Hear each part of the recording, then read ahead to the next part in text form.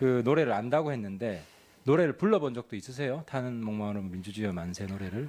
그 대학 때 예. 예, 과에서 함께 불렀었던 것 있습니까? 같습니다. 그럼 본인이 아직도 민주주의라고 생각하신다는 거죠? 아까 제가 가짜 민주주의 아니냐 했을 때 상당히 반발하셨잖아요. 그렇습니다. 그럼 여쭤볼게요. 숫자와 상관없이 블랙리스트가 있다면 이거는 민주주의입니까? 아닙니까? 맞다 아니다. 간단히 답변해 주세요. 시간이 없으니까. 저희의 헌법상 간단히 맞다 아니다.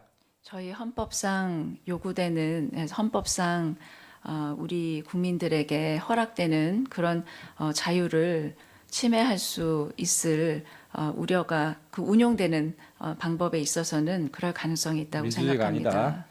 그러면 아까 이야기했듯이 이런 그림, 이런 그림을 있다고 해서 사법 처리해야 된다. 이건 민주주의다 아니다.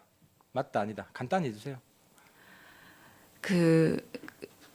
그런 작품에 관해서 시간 너무 가지고 간단히 좀 그런 해주세요. 작품에 관해서 본인의 의견을 개진하고 하는 것과는 변론으로 그것이 사법적으로 책임을 물어야 되는 절차로 진행이 되는 것에 대해서는 저는 개인적으로는 반대한다? 찬성하지 않습니다. 민주주의 아니다.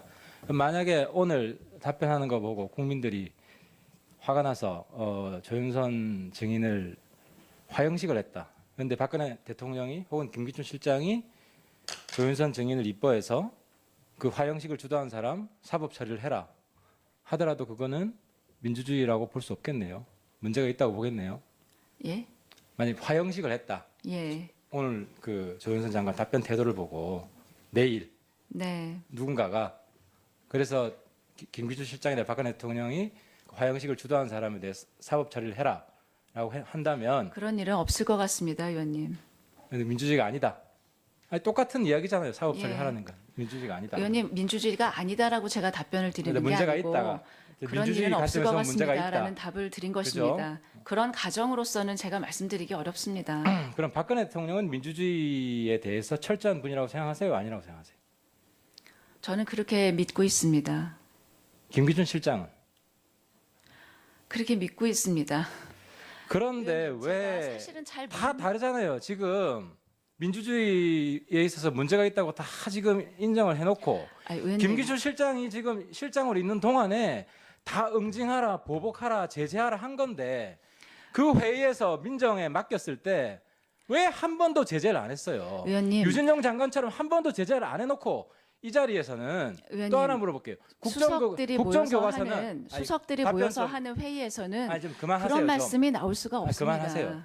수석에서는 뭐 수평적 토론이 비판적 토론이 불가능하다는 말씀이세요? 아니요. 그렇게 사법 처리를 하는 문제를 여러 명의 수석들이 다 공유하는 그런 쪽에서 저는 말씀을 하실 리가 없다고 생각을 합니다. 그렇기 때문에 제가 그건에 대해서 말씀드릴 수가 김영한 없는 수석의 이유입니다. 비망록을 완전히 부정하시네요. 그게 아닙니다. 온통 보복, 응징, 제재. 그게 일단 그 믿을 사람이 없을 것 같아요. 어느 그 정도로 계기에 하시죠. 작성을 그 한 정도로 것인지는 하시죠. 시간 제가 가니까. 알지 그 정도로 하시죠. 못합니다, 의원님. 그 기간이 조윤선 수석 있을 아니요. 때예요. 회의 그다음에 시간인지 혼자 작성한 것인지 모릅니다. 국정교과서는 민주주의 원리에 맞습니까? 틀립니까? 역사 국정교과서는 그 방법에 있어서 불가피하게 선택해야 될 때도 있지만 그걸 채택하는지 여부는 국민들의 다수의 의견에 따르는 것이라고 생각합니다. 그것이 민주주의다 아니다가 아니라 그때 대다수의 국민들이 국정교과서를 필요로 하느냐 아니냐가 결정할 문제라고 생각을 합니다. 그럼 60% 넘는 국민이 반대하는데도 밀어붙이면 그 민주주의 아니네요. 제가 그 정도는 알기로는 됐고요. 국민들이 원하지 않기 때문에 판단을 보류한 것으로 저는 알고 있습니다. 일단 됐고요. 근데 처음 할 때는 다수 국민들이 찬성한다고 생각했다는 거네요.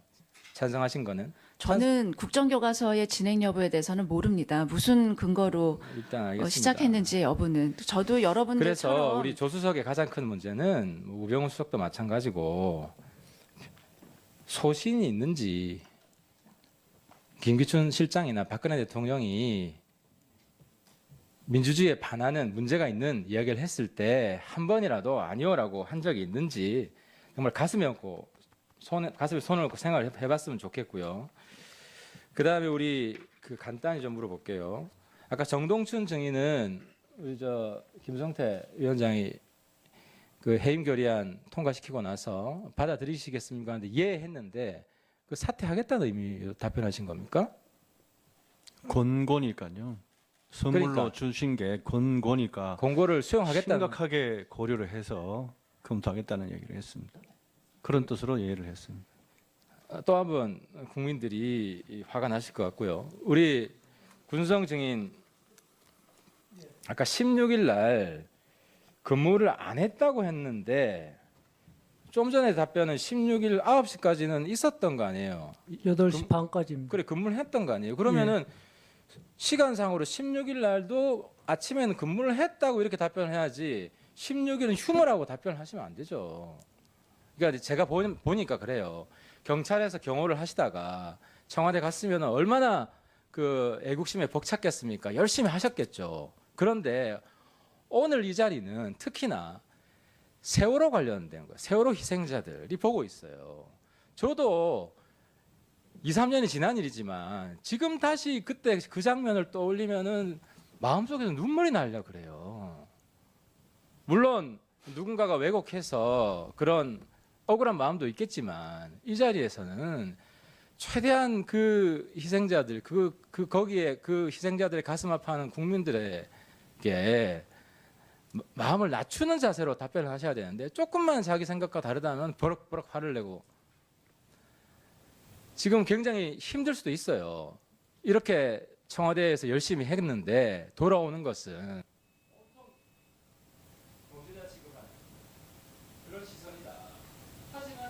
이 자리에서 우리 구증인의 태도에 따라서 구증인의 미래는 또 달라질 수도 있어요.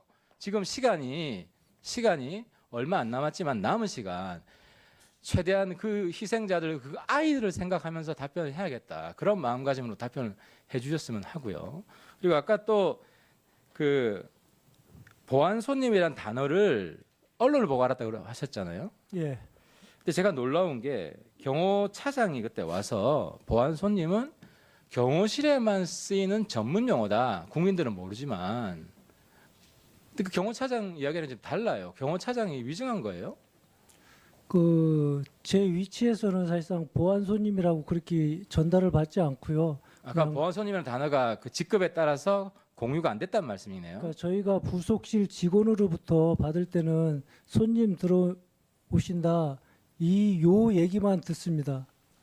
알겠습니다. 그리고 저 노승일 하태경 의원 수고했습니다. 다음은 박범계 의원.